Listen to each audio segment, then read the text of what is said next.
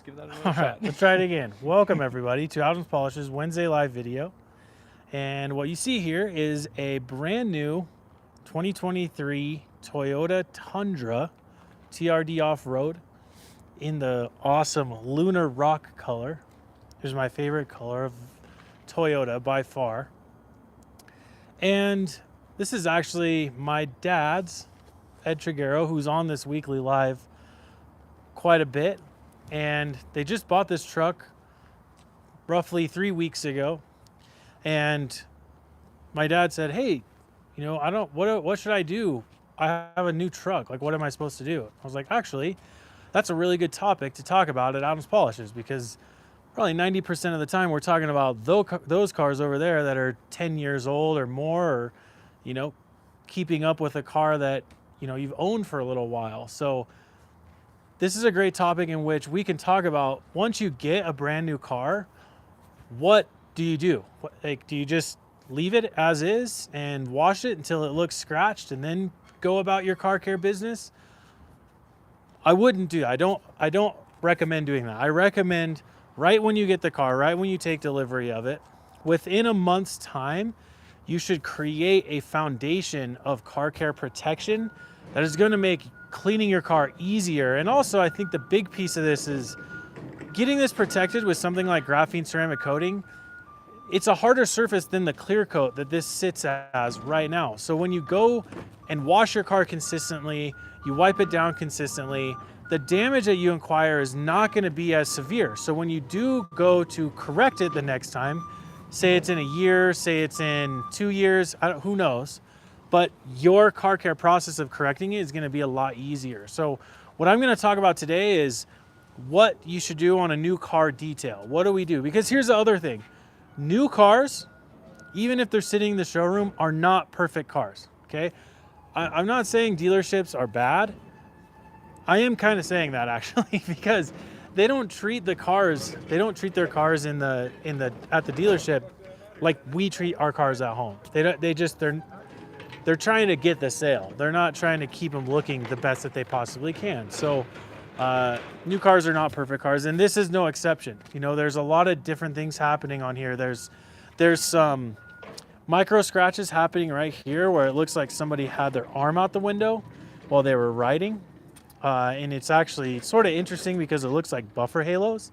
But I imagine what it is someone had a sweatshirt or a long sleeve shirt on, and they were rubbing their arm along the paint right here, which scratched it. So I know, in my mind, I know that I have to address that. You know, there are some micro scratches on here, some swirl marks from, my dad was telling me that this was sitting in their showroom. So I imagine when it gets dusty, a rep for the dealership just takes a dry towel and goes and wipes it down. You know, that's not really preventing getting scratches. They're inducing scratches while they do that. So, you know, addressing that piece of it, you know, we'll probably have to do a quick light polish on this thing before we get into ceramic coating it.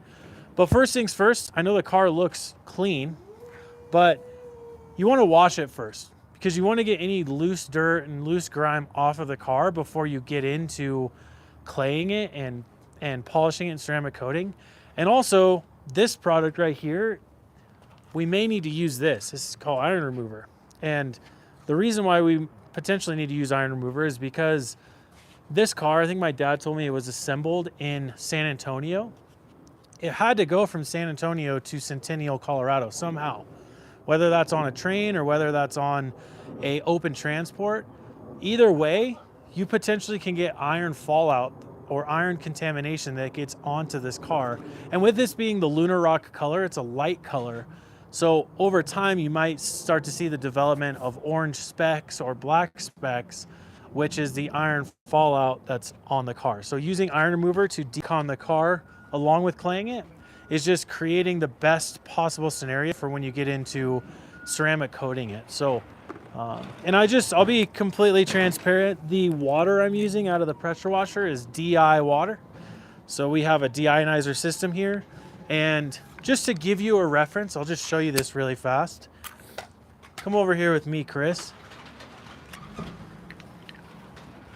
I have in my hands a TDS meter. TDS stands for total dissolved solids, and it reads the parts per million, or the ppm, inside of your water. Now, the higher the ppm, that's reading the minerals, dissolved solids in your water.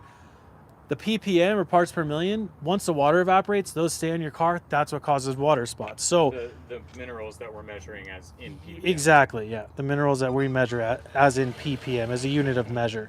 But what I want to do is, this is just a standard spigot, okay? This is not filtered. This is water coming straight out of the system. So what I'm going to do is I will fill up the cap of the TDS meter like this. I'm going to turn the meter on and make sure this is right side up. I can't see because I have glasses on.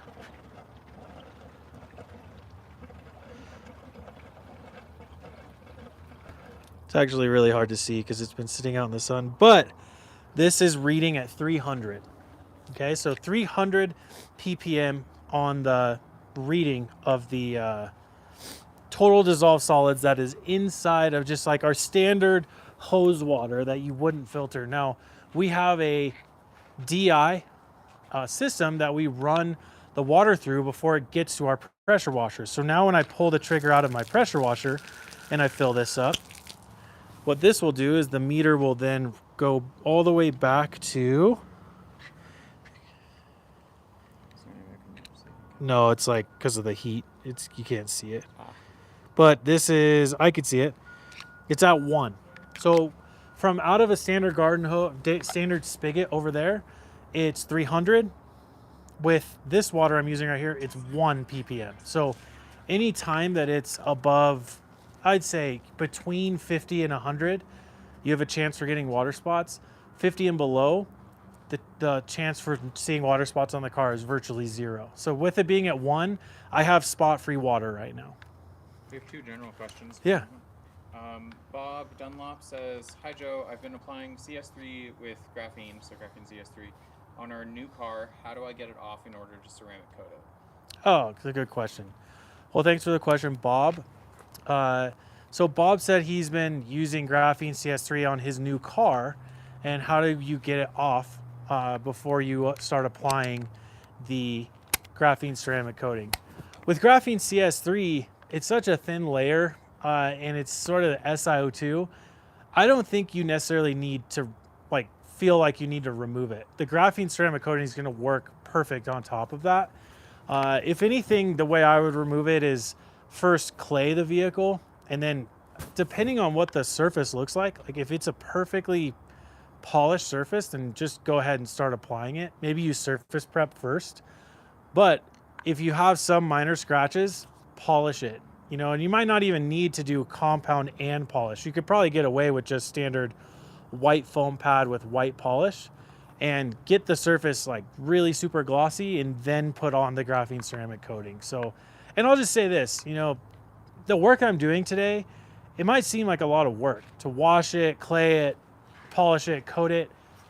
Yes, it is a little bit of work, but the more focused work that I put up front makes my car care routine easier in the long run. So having a good base layer of ceramic on this only sets us up for an easier car care routine as we move forward. And that's partially why I want my dad's car here too, is because I want to get a foundation for him. So when he's at home washing his car, it's a lot easier. And I think he would even, give a testimonial that says, they have a Chevrolet Traverse, at their house, beautiful teal color. It's like a dark teal color. And he's put the graphene ceramic spray coating on it. And I think the first time he did it was before a road trip. And he was telling me gosh, this is so much easier to clean. That's kind of the idea behind this, is you create this foundation to make your life easier when it comes to cleaning your car. And here's the thing, as Adam would say, the easier it is to do your car care, the less friction that exists through getting out and washing.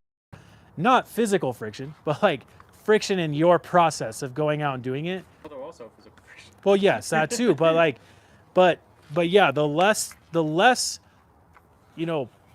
brain damage you have to go through to get your car clean, the more often you're gonna do it. Does that make sense? It's like working out. If If you need to drive across town to go work out and you have to wait in line for weights, you're probably not going to go do it. But if you have it in your basement and you're like, well, I still don't do it. But if you have it in your basement, you're going to go down and you're going to do it more often because you're like, I don't have an excuse to not do this, you know? While I answer more questions, I'm just going to rinse the car off. Ken says, I recently purchased a credit. I see you guys use graphene shampoo every minute. How many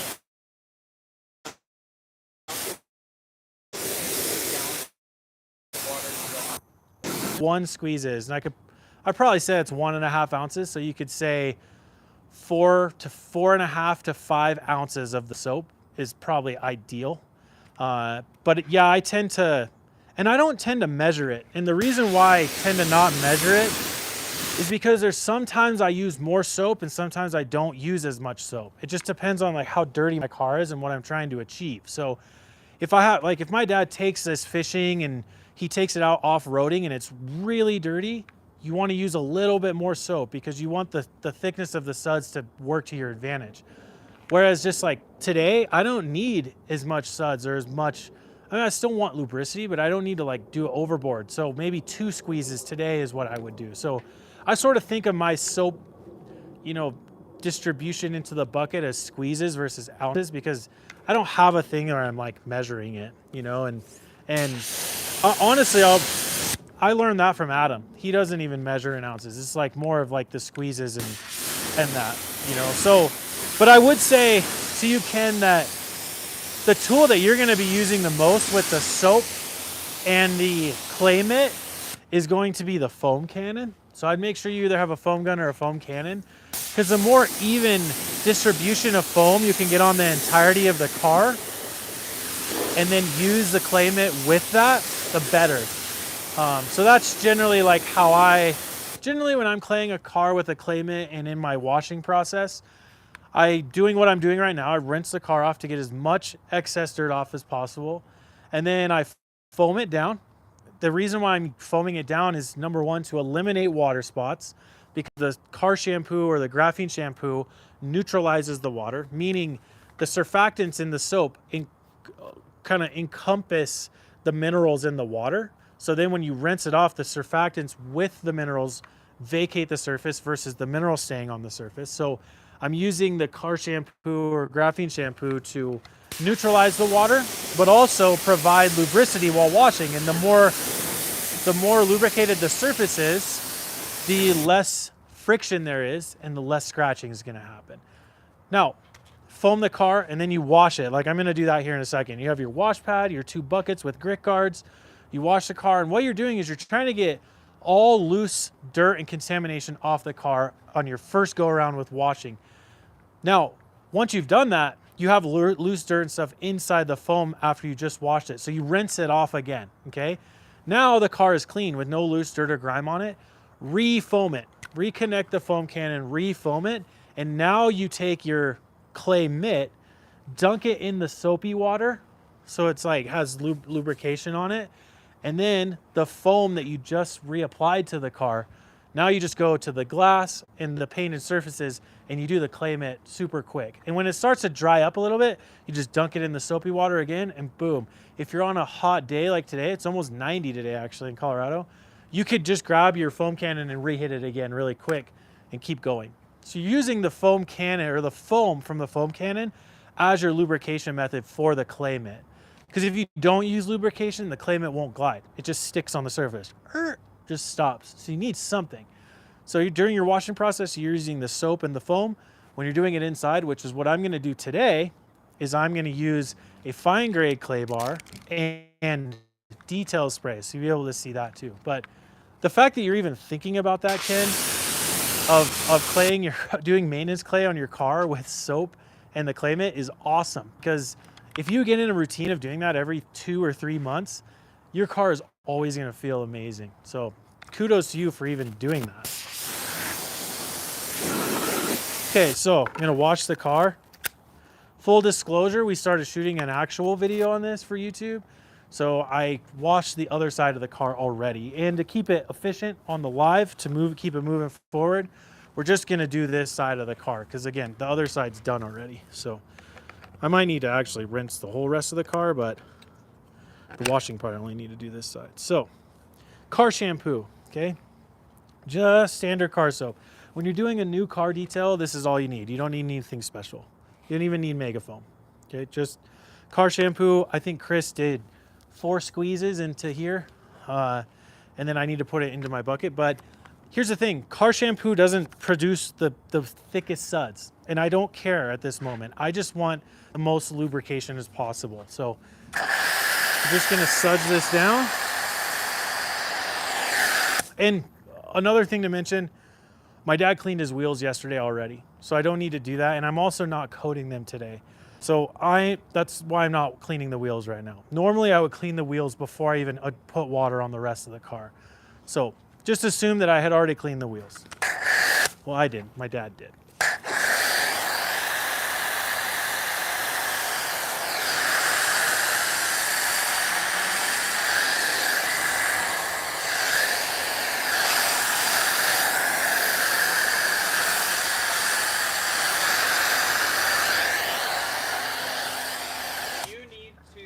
Correct your vehicle to apply graphene ceramic spray coating. Will it affect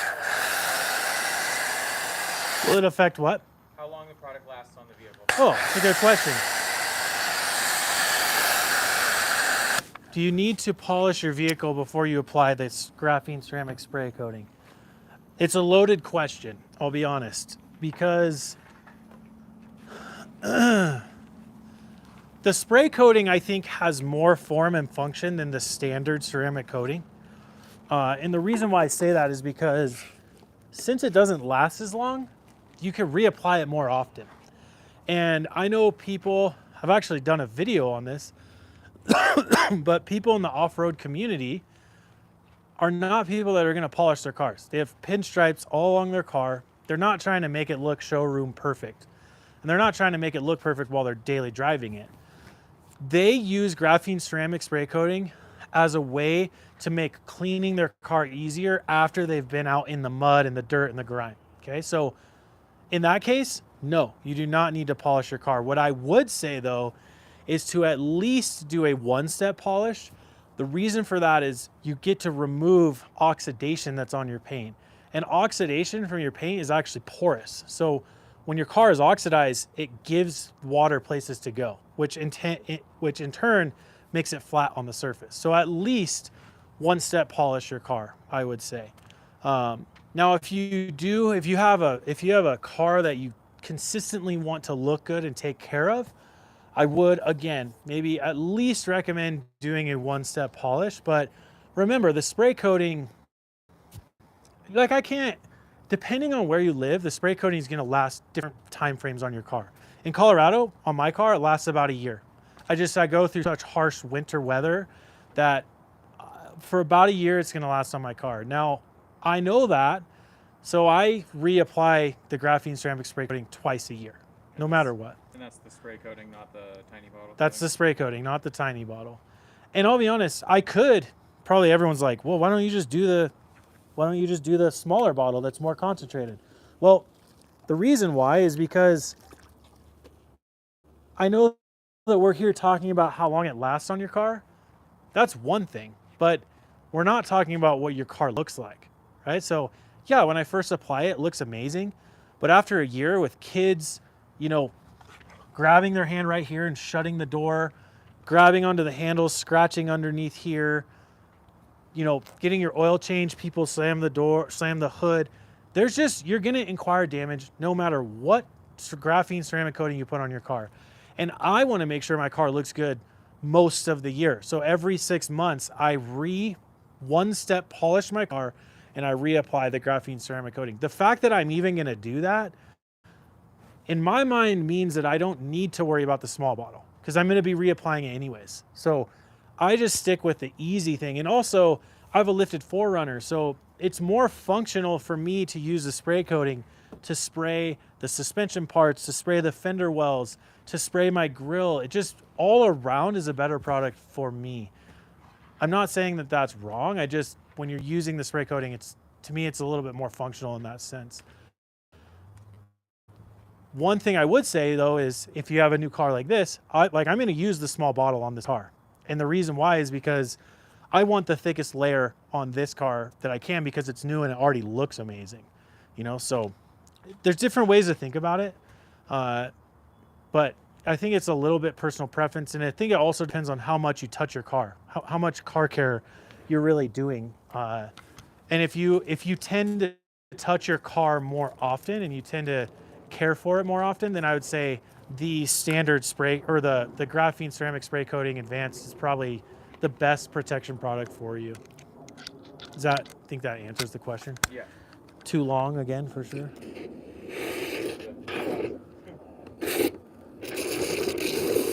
I'm just activating the suds in my washing bucket.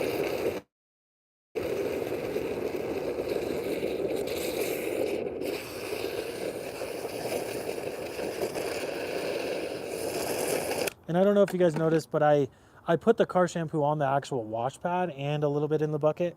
The reason why is this lubrication of the car shampoo on my wash pad is going to help this thing glide. So again, reducing friction and maximizing my my lubrication while washing.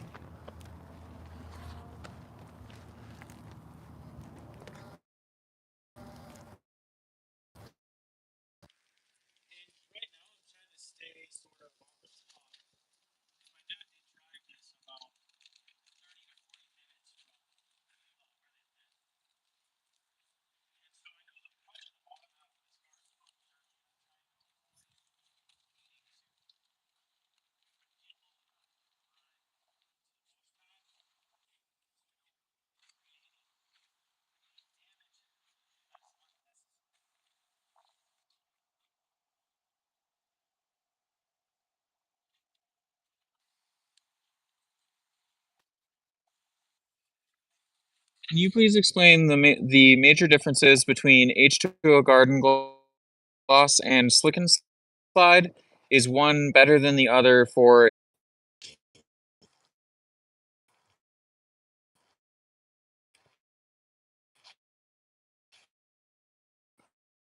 Okay, we're back. Hopefully, I don't have boost.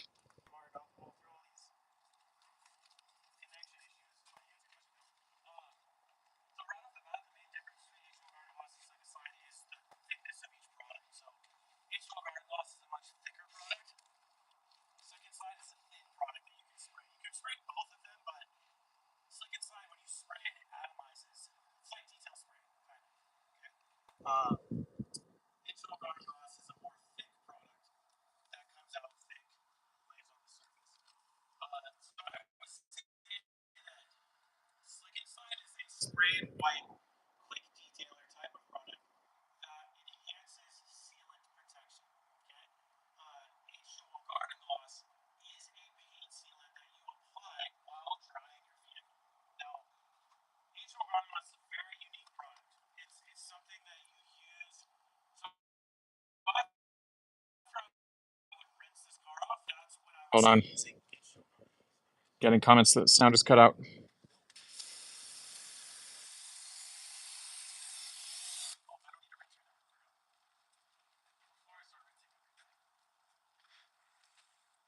Talk real quick. Check your mic. Maybe I ran out of battery. I changed them before we went live. Yeah, still going.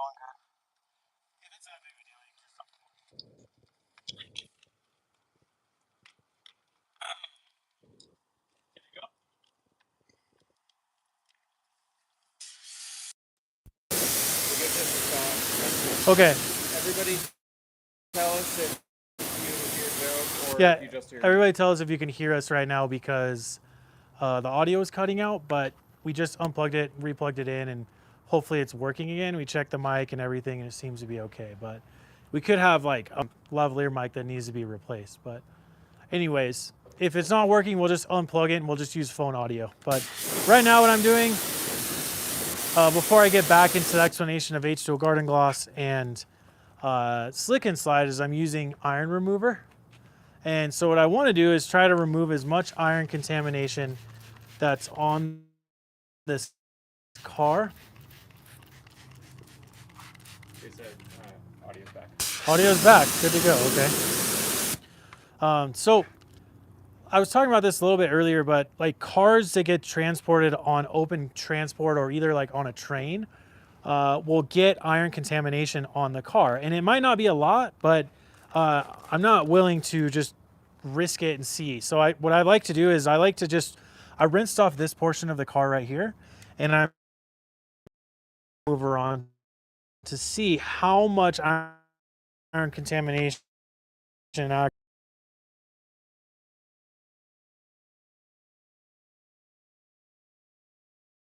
specs that happen, because this iron remover has the same raw chemical that wheel cleaner has, so it attacks metallic particles direct. Thank you. All right. I'm gonna pull the car and I'm done washing it. Just pulling the car in and we're gonna get into drying, claying.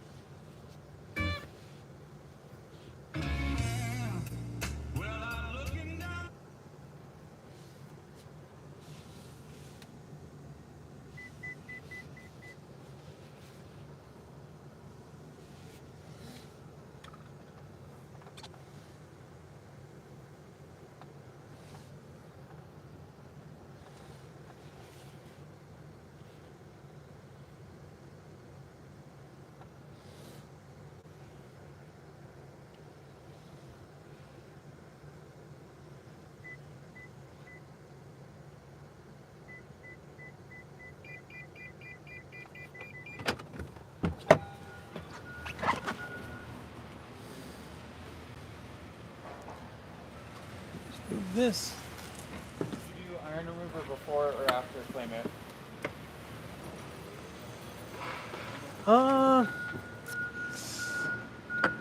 Like if I was doing it today, or is that just what Iron somebody remover asked? Before or after claim it?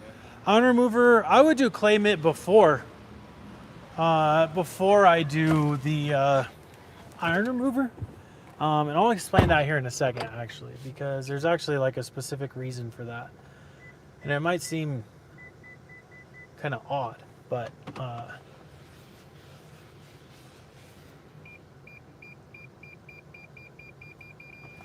yeah, iron remover. So I think there's different schools of thought around iron remover. And I think I try to think about iron remover at like its core of like, you know, what is the purpose? What is even the purpose of iron remover? And iron remover is a chemical that penetrates into iron contamination that you can't get by using a clay mitt. So if you think about iron remover more in the sense of like it's like shrapnel almost. It like goes into the surface that the iron remover is at.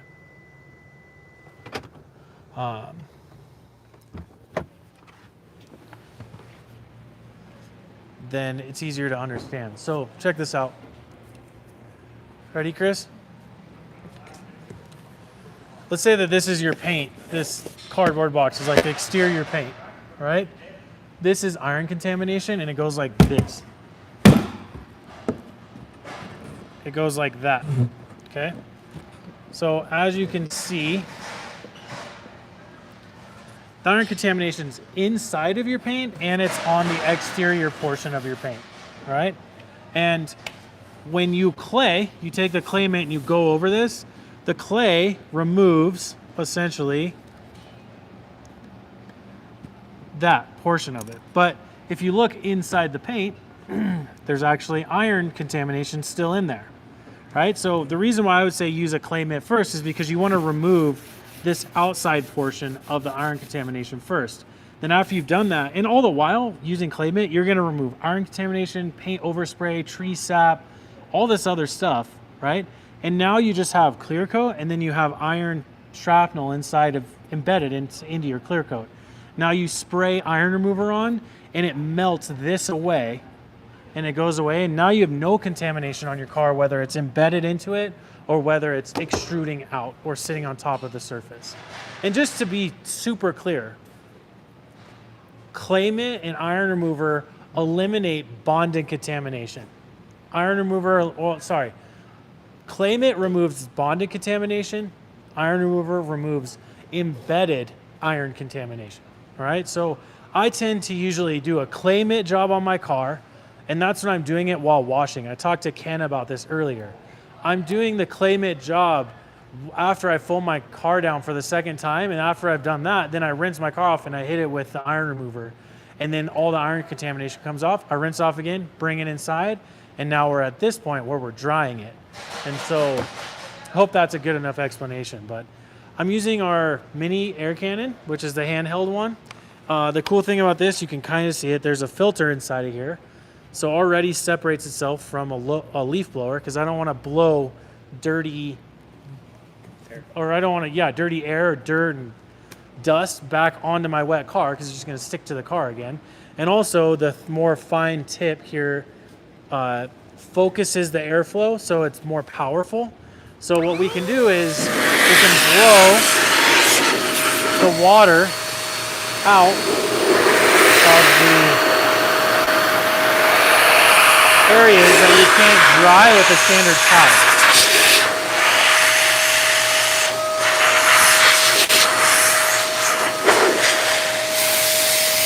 And this is very important to this process, because if I don't do this and I ceramic coat the vehicle here in a minute, then you run the chance of water dripping onto the ceramic coating and it can ruin it. And also, I mean, this is a great tool to have anyways if you're using non-deionized or filtered water, because then you can get the hard water out of all the nooks and crannies, and then it makes drying your car, you don't get that mineral line from the water leaking out of your badges and your mirrors and everything. So I still got to answer Mark Dressel's question. I haven't even answered the whole thing. So Mark Dressel earlier was, while I'm doing this is going to take me a minute. While I do this, I'll answer the question. But Mark Dressel earlier asked, what's the main difference between HO Garden Gloss and Slick and Slide? And I said the main difference really is like the thickness of it. So HO Garden Gloss is a thicker product, and actually it's more concentrated. So the more concentrated it is, it's a thicker sealant, so it's going to last longer. But the HO Garden Gloss is used in a unique way when you apply it. So when your car is wet after you're done washing it and rinsing it off, you take HO Garden Gloss, you spray it onto a couple panels at a time. You use a damp, wet towel to then, well, you have a damp towel and a dry towel. Spray the HO Garden Gloss onto the wet vehicle. So this door is wet.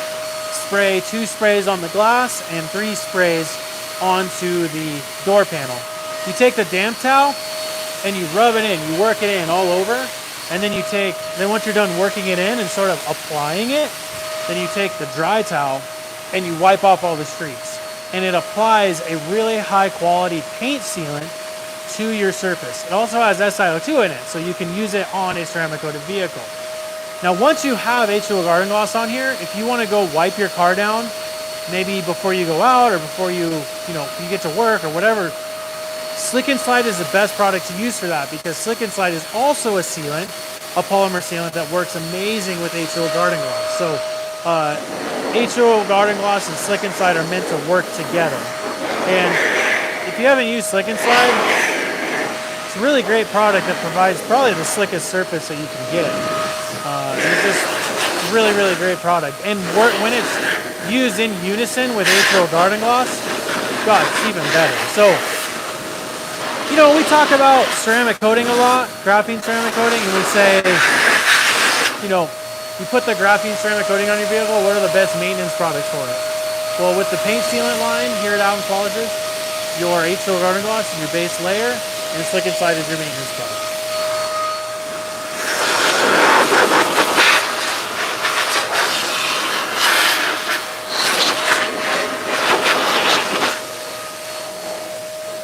Oh, just wipe that off.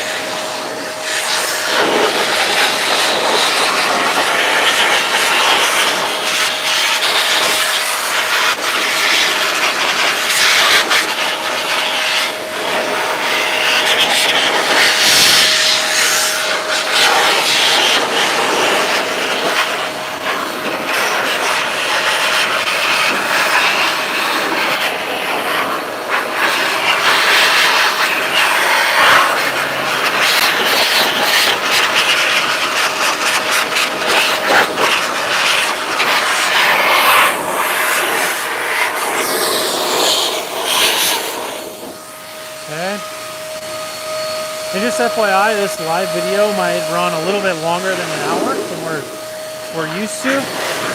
But again, this video will be posted to our YouTube forever. So if you want to come back and watch it again, or watch the part of the ceramic coating or the polishing part, just feel free to do that.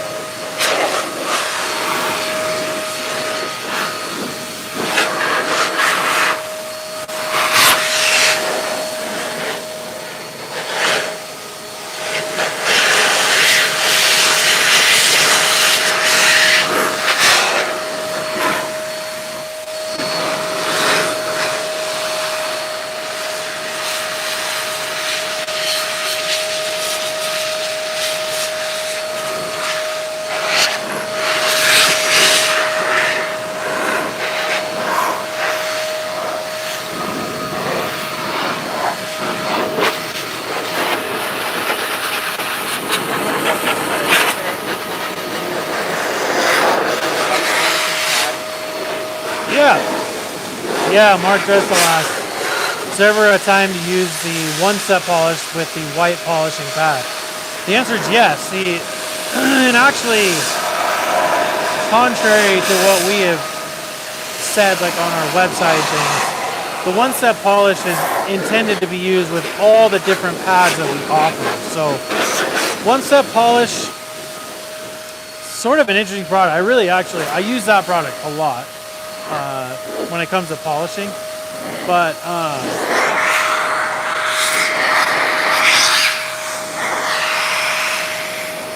so oftentimes when you're doing a one-step polish, it's not something that you're trying to create this like super perfect mirror finish, or you're working on something that doesn't require a lot of damage removal. Oftentimes when you're using one-step polish, it's sort of like a quick job and you're trying to do it in a couple hours or whatever. And one-step polish, you can sort of tailor the aggressiveness to it based on the pad you're using. So each one of our pads has a different level of aggressiveness. It's like our blue foam pad is very firm. So when you use this on a surface, it doesn't absorb as much as the pressure that you're putting on the machine. So it works, the compound, it makes it work harder, kind of. Not really, but like it makes it more effective. The microfiber pad, right, is the most aggressive pad that you can use, essentially. And then the white foam pad's softer, so it's least aggressive. So You know, if you have a car that has soft paint, you don't need to remove a lot of damage and you just want to gloss it up, then use one-step polish with the white polish pad. And I would say with one-step polish, if you work and cycle the polish through, like do 6 passes versus 4, or do 5 passes versus 2, it will break down the abrasive inside of one-step polish longer and it will finish better. Now, if you have a car that has harder clear coat, then, you know, working with one-step polish in either one of these pads. But you never need to go like one-step polish on this pad, then one-step polish on this pad. It's intended to do one time. And I will say this, on a graphene ceramic coated vehicle that has been coated and it comes back and it has some scratches to it, the blue foam pad with the one-step polish corrects that perfect and it finishes amazing. I actually have a video on YouTube that talks about that. It's called Should You Polish a Graphene Ceramic Coated Vehicle? The answer is 100% yes, you should. And well, I guess I believe yes, you should to keep your car looking great. But if you're not someone who cares about if your ceramic coated vehicle has scratches or not, don't polish it. But I 100% do every year. So yeah, Mark, it's one-step polish is intended to go work with any one of the pads. But really the intention is you pick the pad that makes the surface look the best on the car you're working on, and then you just do the whole car in one step with that pad and that polish. That's it. Okay, so pretty much have the car dry. I wasn't trying to dry the whole thing completely, because if it's still a little wet, I'm fine because I was using DI water. So it's a spot-free rinse, but I just wanted to get mainly what I was doing is getting the water out of all the nooks and crannies because I don't want water dripping out after I ceramic coated it. So now what I do on this new car detail process is I take the fine grade clay bar and I'm going to stretch this out and I'm going to clay the vehicle now, okay? And what I'm trying to do is remove any sort of bonded contamination, and I'm using detail spray with this. The fine grade clay bar is the least aggressive. That with our clay mitt, they're both our least aggressive. But when I'm doing it on a car like this, new car, I tend to do fine grade clay more because I can focus my energy a little bit more on it. So you take detail spray as a clay lube and you spray it on the paint like so. Spray a little bit onto the clay, and I'm just gonna go, I'm not even gonna push hard. I'm just gonna let the clay glide on the surface. Now, my dad on this new car has paint protection film or clear bra on the front here, okay? If I take the clay and I go over the seam, it's gonna put clay residue all inside of here. So when I'm claying a car like this that has a clay bar like this, you wanna go... That's a clear bra. Yeah, that has a clear bra. You wanna go on the step down, okay? If I go against the grain of the clear, I don't know if that's, or if I go against the seam, I'm gonna get clay residue in there and then you have to dig it out with a toothpick and then it scratches the car. So you always go this way when you're claying on top of clay bar or on top of clear bra like this. Only that way, I never come back the other way. And you have to be very conscious of that. And you can fully clay the clear bra as well. So now once I've done that, then I keep going. And I'm just using the detail spray as my clay lubrication. Ken says, so it's a good idea to hand or machine polish a ceramic coated vehicle once a year? Yeah, once a year, once every couple years. Just kind of, it's not as much of like a standardized thing of when you should do it. You kind of have to assess it yourself. Like if your car if your car doesn't get driven very much, you know, it's a daily driver, it's garaged, it goes 10 miles to work and back home, you could probably get away with waiting a few years. You know, it just depends on like how your car is treated. It's hard for me to say like 100% what, you know, when it should be done. And especially for you, Ken, like, you know, you have your car and, you know, I don't necessarily know like how you even treat your car, you know, it just, you kind of have to make that assessment on your own. But, you know, I think there's some debate around, like, I mean, I'll be honest, on the video I did of should you graphene ceramic coat your vehicle, people are up in arms every day in the comment section about that. Like, why would you say to do this if you're just going to polish and strip it off? I'm not saying to strip off your ceramic coating. Like, that's not what this is. And to be 100% honest, a ceramic coating is not there to be bulletproof. It never has been and never will be. Ceramic coatings are not bulletproof. There is not one ceramic coating on the market that is bulletproof. And if somebody's trying to sell you that, run for the hills because they're lying straight to your face, right? Ceramic coatings are there to reduce the amount of damage that your car gets. They're there to make washing your car easier, which in turn reduces the amount of damage you get. And it also makes your car care maintenance routine a lot easier. So when you do go to polish it again, it takes way less time. So just understand that ceramic coating is a tool to make your car care life easier. It is not a tool to put on your car and not get rock chips or not get damage. Oh, this fell.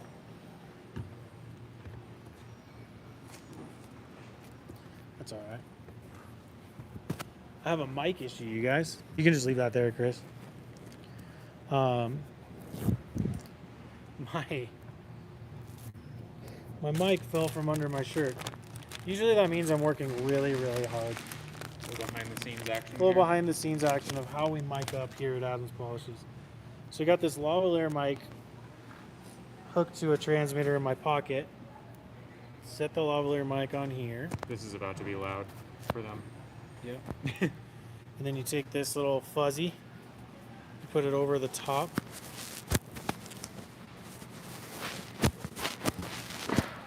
And you take the sticky off. Right? If I ever meet you in person, just know I'm the narc. I'm wired all the time. And you put that right there and it sticks. That was loud. Yeah. Okay. Don't slap it. Okay, and keep going.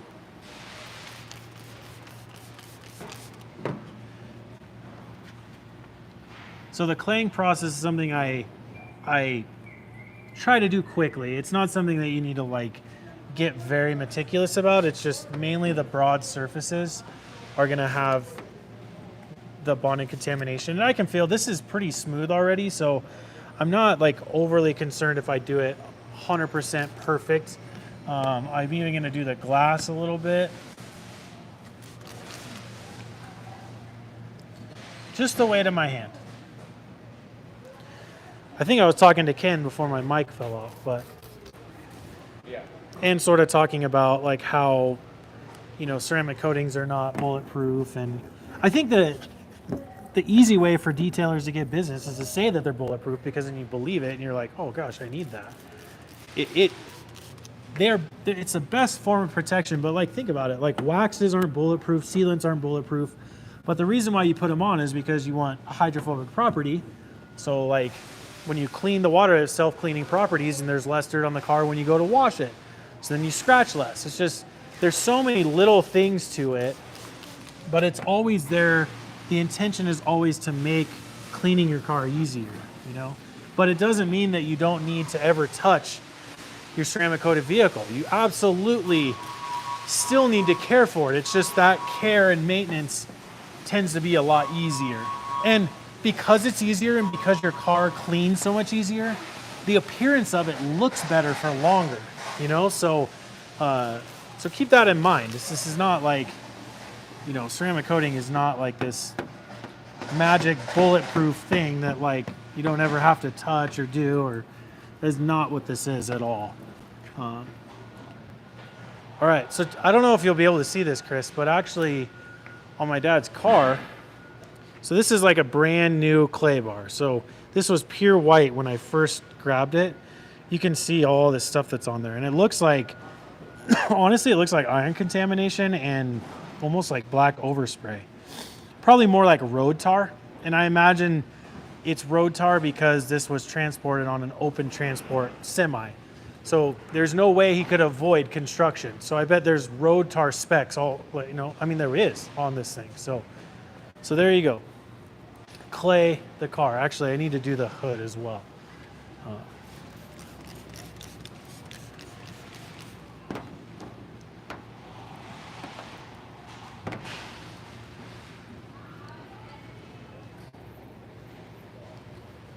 Okay. I think we're pretty close.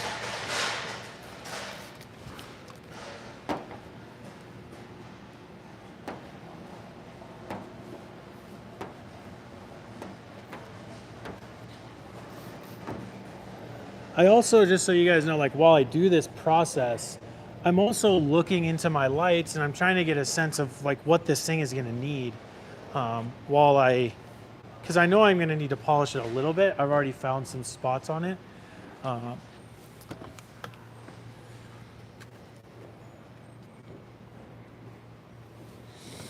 Just trying to get.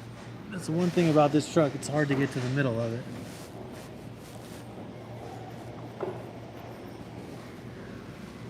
Okay.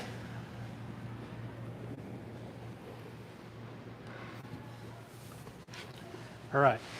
We'll do that side now. Okay, so clayed the car. Now we want to inspect this thing. I know we're a little bit past the hour, but I'll just do a little section so you guys can see it, and then I'll show you what we're gonna do as far as like the polishing part. I know this section needs to be polished right here, so I'll just show you this, okay? So I mentioned this earlier.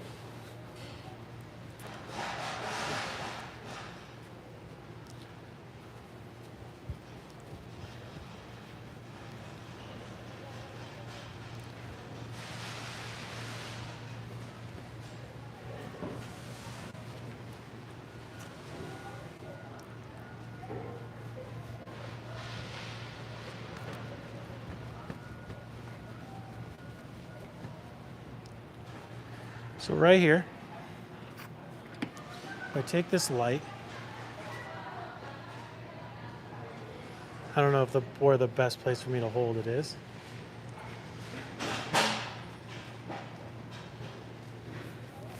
But you should be able to see some like halos in here. And again, I think this is more along the lines of someone had their elbow with a long sleeve shirt outside of here and it scratched the car. Can you see that? Kinda? If you back up, you'd be able to probably like take 3 steps backwards and find the light. Let me see this.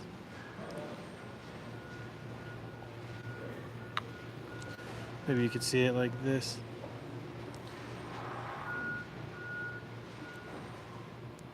So these halos right here, you can see as I move the light through, you can see it's like there's like a ring around the light, kind of.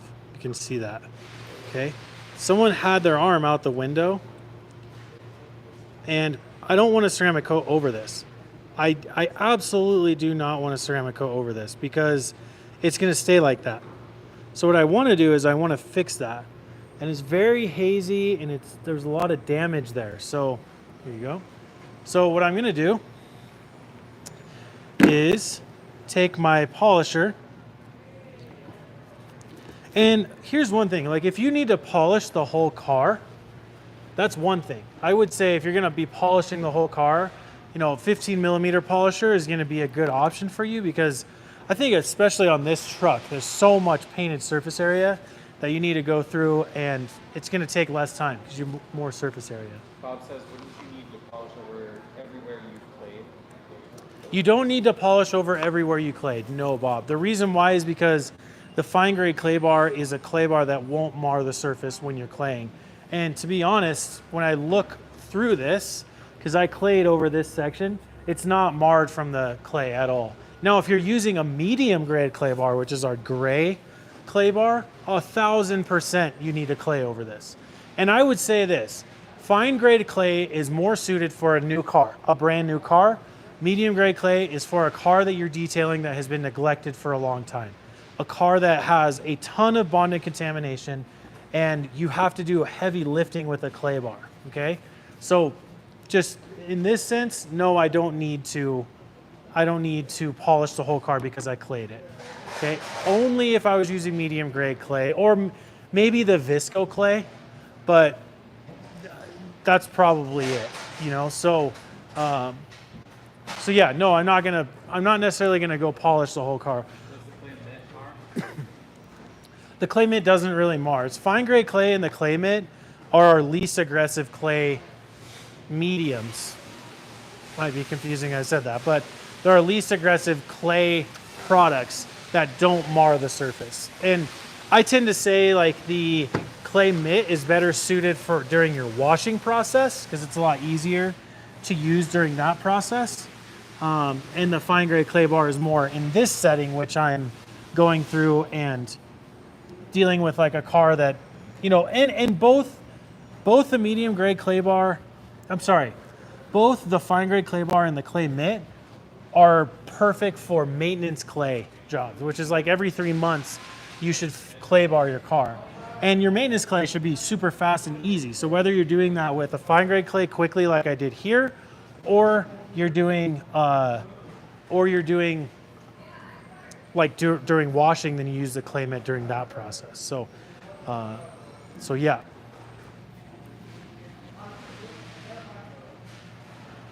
Yeah, see, the dealership has wiped this car down so many times.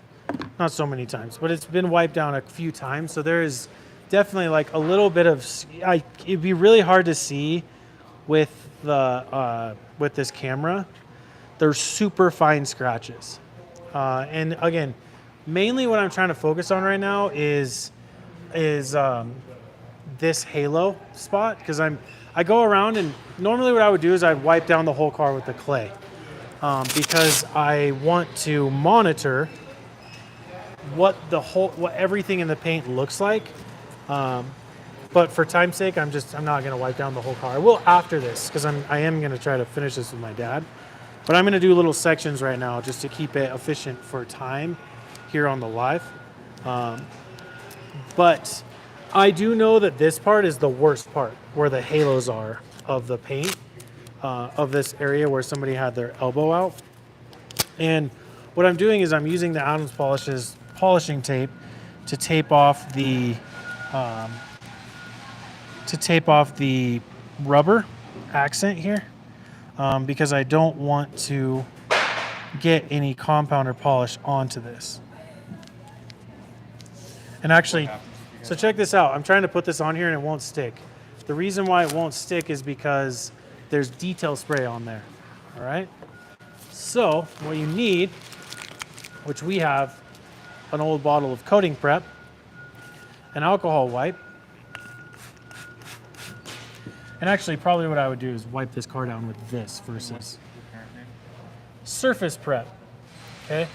So use surface prep to get the detail spray off the vehicle before you start polishing or taping anything, because this will remove any residue from the detail spray from the surface. So now, when I use the tape, it should work just fine.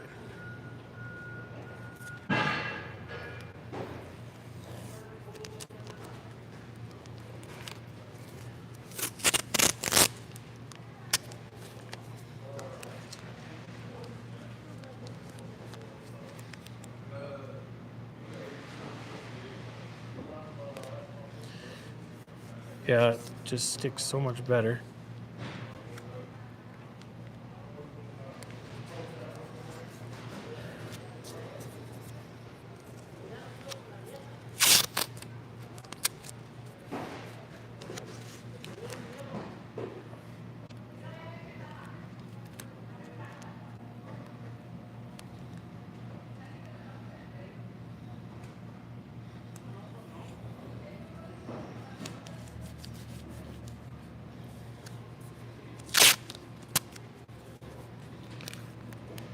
Kind of screwed up right there. By the way, I hate taping. If I could do away with taping and detailing, I would. That'd be the first thing I'd get rid of. Usually what I do, I'll be 1,000% honest, is I take the VRT and I treat this rubber with VRT, because if you put VRT on this rubber piece, or the plastic, if you get compound on it, then the compound wipes right off instantly. So it works really, really good. So getting into the polishing part,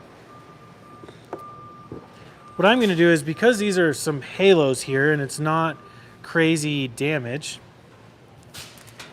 I am going to start with the white polish and the white pad, because I have a feeling that that will work just fine, because the characteristics of this haze is very similar to after you've compounded a vehicle. So, And where is that along like the aggressiveness levels? this is the least aggressive not the least aggressive, but like as far as like we talk about our least aggressive polishing method. Okay, you could always use a red foam pad, but we only talk about using that on cars that have extremely soft clear coat. It's like not something we talk about a lot. But this is the least aggressive. So I'm gonna run this over this halo section, and I'm only gonna run it I'm gonna start at setting 2. Okay, and I might bump up to setting 3, but setting 2 is probably gonna be as far as I go. So I'll bump up to 3 actually. So what I'm trying to do is I'm gonna kind of polish this section here.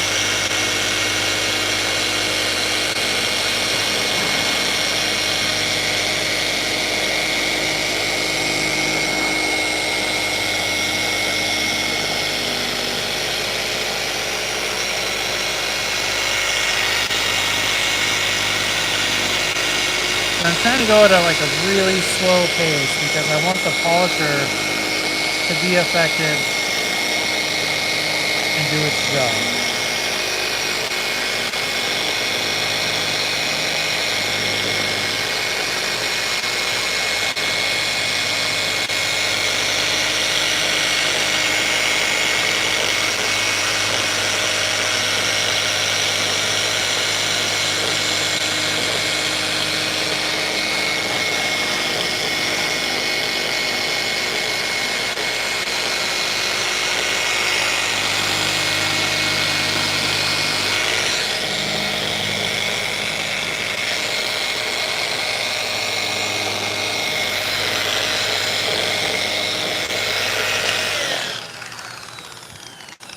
All right, let's check and see what that looks like.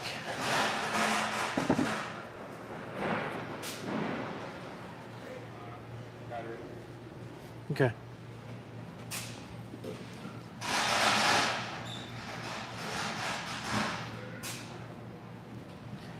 Perfect. So just running it with a white polish and the pad is like more than enough. So with that being pretty much, like I need to go around and actually check the rest of the car and look, because realistically what I want to do is go and check to see if there's any